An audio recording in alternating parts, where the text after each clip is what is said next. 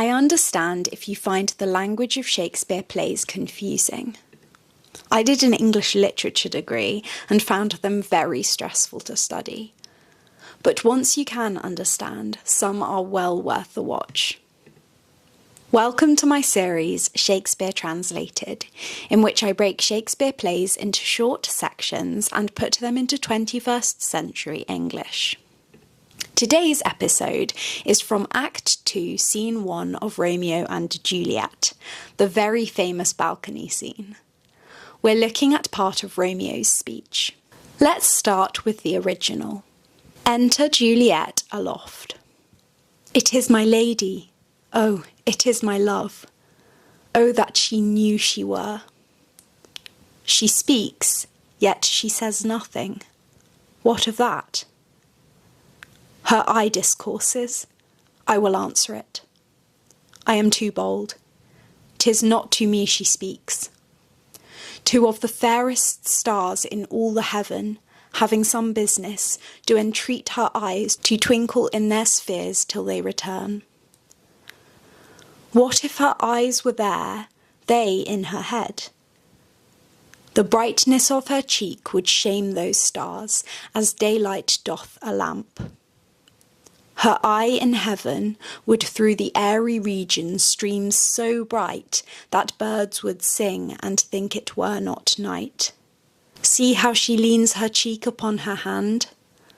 Oh, that I were a glove upon that hand, that I might touch that cheek. Here is a literal translation. Enter Juliet above. It is my lady, oh, it is my love. Oh, if only she knew she were. She is speaking but saying nothing. So what? Her eyes speak. I will answer them. I am too bold.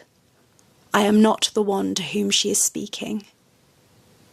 Two of the most beautiful stars in the heavens have other business to attend to, so beg her eyes to twinkle in their orbits until they return. What if her eyes were in the sky, the stars in her head? The brightness of her cheek would put those stars to shame, just as daylight does to a lamp. Her eyes in the sky would stream so brightly through the spacious region that birds would sing, thinking that it was no longer night. Look how she leans her cheek against her hand. Oh, if only I was a glove on that hand, so that I might touch that cheek. Here is a more informal, relaxed translation. Enter Juliet on the balcony. It is my lady, oh, it is my love. Oh, if only she knew that I love her.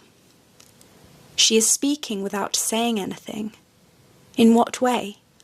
Her eyes are communicating. I will answer them. I am too bold. She is not speaking to me. Two of the most beautiful stars in the sky, away on business, beg her eyes to take their place until they return.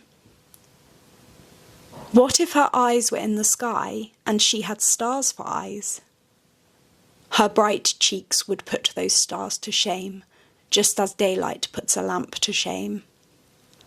Her eyes would shine so brightly in the sky that birds would sing, thinking it was day. Look how she leans her cheek against her hand. Oh, I wish I was a glove on her hand, so that I could touch her cheek. Let's take a closer look at some of the language. She speaks, yet she says nothing. Her eye discourses. Romeo may be saying that he feels so connected to Juliet that her eyes seem to be communicating with him. In other words, he can understand her by looking in her eyes. Two of the fairest stars in all the heaven, having some business, do entreat her eyes to twinkle in their spheres till they return. Romeo is saying that Juliet's eyes are so bright that they must have taken the place of the most beautiful stars. That birds would sing and think it were not night. Birds chirp in the mornings, in daylight. Romeo is saying that if Juliet's eyes were in the sky, they are so bright that they would fool the birds. It is basically one big compliment. Thanks for watching.